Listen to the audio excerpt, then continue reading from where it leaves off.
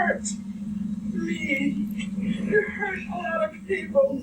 I don't care. I forgive you. And I forgive you. So, Dr. Amador, I need to preface your reaction before I get your reaction by saying that he could not see the courtroom. He could only hear people in the courtroom. So it appeared though he had zero emotion. With what do you make of that? Well, before I tell you what I make of it, I have to say something. Watching the coverage throughout the day, watching Anderson Cooper's 360, I've heard many anchors and guests say we should not be focusing any attention on this young man. The fact is, he's obviously not relishing any attention. He's obviously not celebrating a hate crime that's gone well, if you will, this horrific crime. We need to understand it. Or he could be, another possibility on the table, given what's emerging about his childhood, emerging about his belief systems. He could be mentally ill. This could be a loss of affect, a flat affect. At least four possibilities there. But it's definitely not somebody who's looking for the limelight so far. He's not sitting there with a smug, happy expression on his face. He's not like Zacharias Moussaoui. I'm brought back to the 9/11 trial here in New York City. When Zacharias Moussaoui was shouting out into the courtroom, death to America, and I don't care that your husband died in the towers. None of that happened and could have happened. Yeah. So you've worked with, let's talk about the victims though, because in that same hearing, the victims of violent crime and terrorism, when you hear family members immediately forgive, is that typical? Well, I'll tell you what's typical is in death penalty trials, and I've worked on about 50 death penalty cases, the prosecution typically calls victims for victim impact statements during the sentencing phase. That's usually when we hear from the families of victims. So it's on the prosecutorial side. So these are people who are still angry and hurt and distraught. During the Zacharias Moussaoui trial, I want to bring people back in time to the trial in mid-2000s. The prosecution victims were all angry and hurt and upset, and their lives, they described, were tattered because they had not mentally ill. Well, guess what? I prosecuted many people. I prosecuted bad people that are just simply evil, that just simply commit crimes, that are filled with hate, and they were not mentally ill, no history of psychiatric care. And in this case, we haven't heard any history of psychiatric care. So isn't it possible? Yeah. Isn't it possible that Dylan Ruth is just a bad egg? Isn't it possible that he is just filled with hate and he is just a bad person? Dr. Amador? It's absolutely possible. It's possible. Of course it's possible that he's filled with hate and he has done these horrific things, and that he has a personality that leaves him without any compassion or empathy. And it's also possible, sorry Sonny, but that he has a mental illness. I've worked on many death penalty cases. I've evaluated people who committed multiple homicides who are mentally ill and who are not mentally ill. We don't have to choose, and we need to find out what happened. And there should not be a rush to judgment here, because a rush to judgment further divides everybody who's affected by this. And it's not just the victims' families, but also, and it's not only Charleston, it's everybody around the country and around the world, frankly. This is a horrific crime, and it brings us back to the...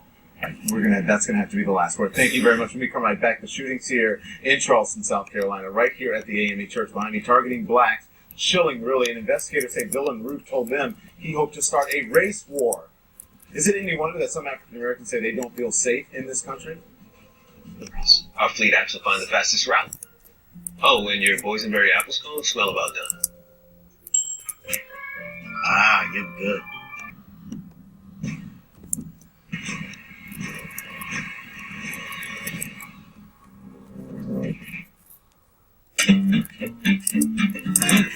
A good host is a good host, no matter where he's hosting. An order for the table. Wander more, care less, eat sunrise, chase sunset, do it all for us. All about you. Excellence in flight. Korean Air. What has happened to a music superstar? Your difficulties are due to Alzheimer's. I ain't done yet. Glenn Campbell, I'll Be Me. Sunday night, June 28th at 9 Eastern on CNN. A skyline that makes people feel good. Let's go see what it is. What brings you guys into Skyline? I love the food, the atmosphere, the people. Do you remember the first time that you went to Skyline? I've been going since I was probably their age. I just can't stop eating my cheese. We've kind of made it our Sunday ritual to go to church and then go to Skyline afterwards. How does it make you feel, young man? I love Skyline Children. It makes me feel happy every time I come here. Feeling good. Must be Skyline time. But inside one of our beautiful renewal by Anderson homes. Everyone knows our windows are energy efficient, durable, and built to last, but our options really set us apart. So this month it's our 50% off sale. 50% off all upgrades like stainable wood interiors, true seam invisible screens, smart sun glass, upgraded hardware, grills, and more. Plus $50 off every window, all with $0 down, and you pay nothing for 1 full year. Renewal by Anderson. We love our new windows. Blackfish returns to CNN tomorrow night at 9 Eastern. Closed captioning brought to you by InventHelp. Call 1-888-909-4332. People ask me all the time, George, what do I do with my idea for a new product? I tell them, call my friends at InventHelp. Call for free information.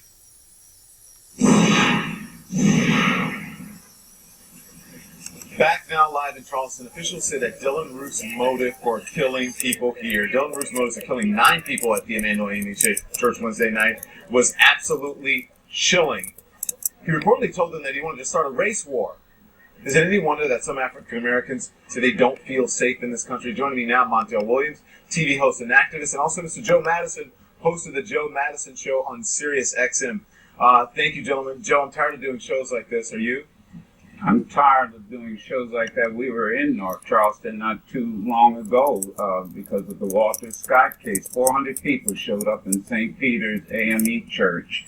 And what do you think of that? But he failed miserably here because look at all the people who have shown up and who are together here. Don, I'm going to tell you, I am honestly so proud today to be an American. Coming of a church that killed 3 little girls, using that to be the catalyst for a movement that really was unstoppable. Right now, what's happening right there in South Carolina is going to happen across this country because Americans have said enough. You hear the conversations and all the excuses being made for this young man. Let's understand that everybody in this country gets it. He was a radicalized separatist. As much as we would call any other terrorist a radicalized, whatever term we use, that's what he was. And America is seeing that. And I want to say something about that doctor was on saying something to you earlier about overthrow America through ISIS. Now, on our own territory, we have radicalized separatists who have taken us to the next level. And these guys are, let me tell you, if we're worried about Dylan Roof, I wanted to add I want to get to Joe because, Joe, your listeners are calling in and they're saying that they are afraid. There's real raw emotion and fear out there from people of color. But don't confuse fear with paralysis. They are talking about fear, but they're taking action. And let me tell you something. I agree with Montel. Let's take the Boston. And by the way, Mr. Roof killed more people than the Boston bomber did.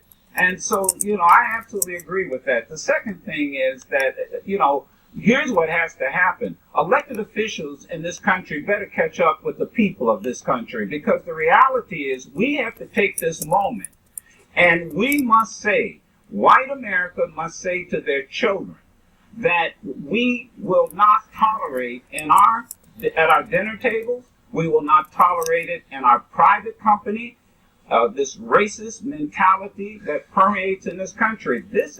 Now is the time that you sit down at dinner tables and when you hear a relative say something that's racist, you call them on it.